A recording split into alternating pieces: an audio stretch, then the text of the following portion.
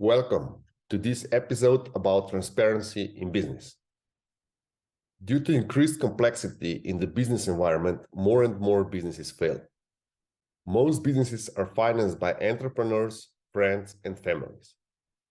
A small percentage of businesses is financed by outside investors that do not fall into the three before mentioned categories. And when businesses that outside investors financed fail, one of the remorse of the investors is that they did not have enough information about the business, since if they would have all the info, they wouldn't invest. Most investors' logical conclusion is that every business should make full disclosure to the extent that the business should be fully transparent. A lot of technical jobs pay really good salaries, and as a consequence, a lot of technical people invest their savings. And these technical people have often problems with understanding transparency in business. However, in business, full transparency means disclosing only some of the data. In business, full transparency means disclosing the data that are needed to make educated decisions, regardless if you are purchasing a product or if you're investing in the company. In physics, most glass will enable you to see through, but will not let ultraviolet rays pass. If we use a quote from Simon Sinek, transparency does not mean sharing every detail. Transparency means providing the context for the decision that we make. In case you're wondering why shouldn't business disclose everything, here are the disadvantages of sharing everything. Absolute transparency can harm business in the following cases. Transparency is bad for intellectual property right, because if you disclose how you're doing things and what you are using, then every competitor could use this same intellectual property.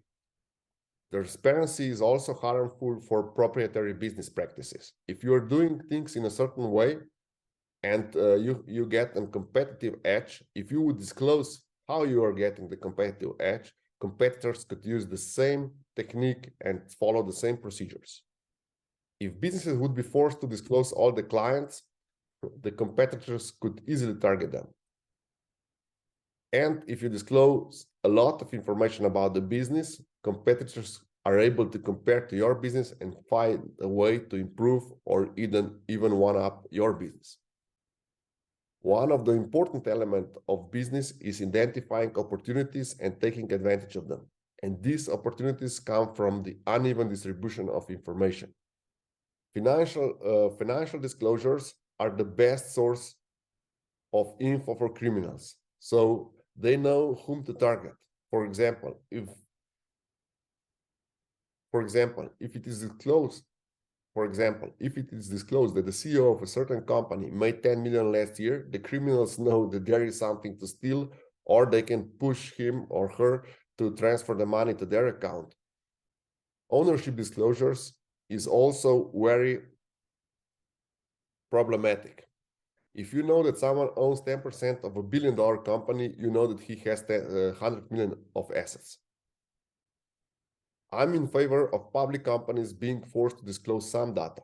However, I'm not fan of private companies being forced to disclose data, nor who is a shareholder or their financial statements.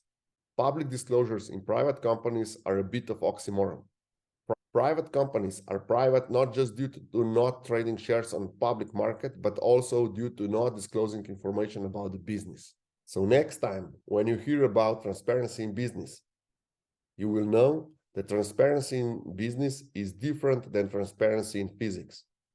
Transparency in business means only to disclose information that are needed for educated decision about the subject, regardless if this is a purchase decision or a purchase of share decision.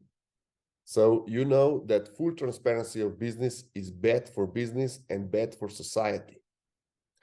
Thank you.